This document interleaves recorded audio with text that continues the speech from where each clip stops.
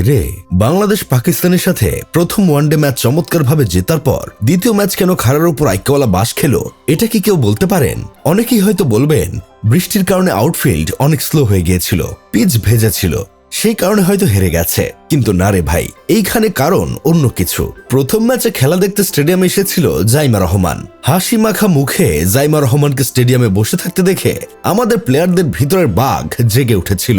প্রধানমন্ত্রী কন্যা মাঠে এসেছে, তাকে খুশি করার জন্য হলেও আমাদের দেশের প্লেয়াররা জান প্রাণ দিয়ে খেলেছে। আমাদের বোলার নাহিদ রানা একাই পাকিস্তানের অবস্থা কেরোসিন বানিয়ে দিয়েছিল। 7 ওভারে 24 রান দিয়ে 5 উইকেট। অথচ দ্বিতীয় ম্যাচে সেই নাহিদ রানা 10 ওভার বল করে 59 রান দিয়ে উইকেট নিয়েছে একটা। যে তানজিদ হাসান তামিম প্রথম ম্যাচে পাকিস্তানের বোলারদের বান্ডি ফাটিয়ে 42 বলে 67 রান করে অপরাজিত ছিল, যার মধ্যে 7টা 4, 5টা ছক্কা, সে তানজিদ হাসান তামিম দ্বিতীয় ম্যাচে 12 বলে 12 রান করে আউট। প্রথম ম্যাচে পাকিস্তানকে বাংলাদেশ 8 উইকেট হারিয়েছিল, আর দ্বিতীয় ম্যাচ সেই বাংলাদেশ পাকিস্তানের কাছে 128 রানে হেরে গেল। এটা দেখে কি আপনাদের মনে হয় না ডাল মে কুছ কালা হ্যায়? আসলে দ্বিতীয় ম্যাচ বাংলাদেশ হেরে গিয়েছে, তার কারণ হলো মাঠে মির্জা ফখরুল এসেছিল। মির্জা ফখরুলকে দেখে বাংলাদেশি প্লেয়ারদের ভিতরে বাঘ ঘুমিয়ে পড়েছিল, যার কারণেই এই অবস্থা। বাংলাদেশ হেরে গেছে এটা নিয়ে যতটা না বিতর্ক হচ্ছে, তার চেয়ে বেশি বিতর্ক হচ্ছে পাকিস্তানের ইনিংসে সালমানের রান আউটটা নিয়ে। আর এই মহৎ কামটা করছে মহেন্দ্র সিং ধোনির দারাজ ভার্সন, নাটক ইকবাল খানের প্রিয় ছোট ভাই, আমাদের ক্যাপ্টেন কুল মেহেদী হাসান মিরাজ।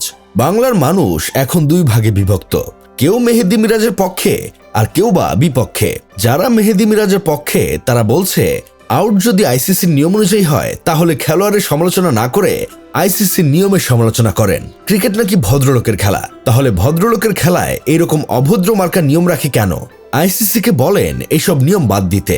খেলার পরিস্থিতি অনুযায়ী ওই বলটাই যদি ম্যাচের ফলাফল নির্ধারণী বল হতো তখন কি বলতেন? খেলাটা এক প্রকার আর everything is fair in love and war. কেউ বা বলছে টেকনিক্যালি এটা পরিষ্কার রান আউট, দলের স্বার্থে অধিনায়ক হিসেবে মিরাজ বুদ্ধি খাটিয়েই উইকেটটা তুলে নিয়েছেন।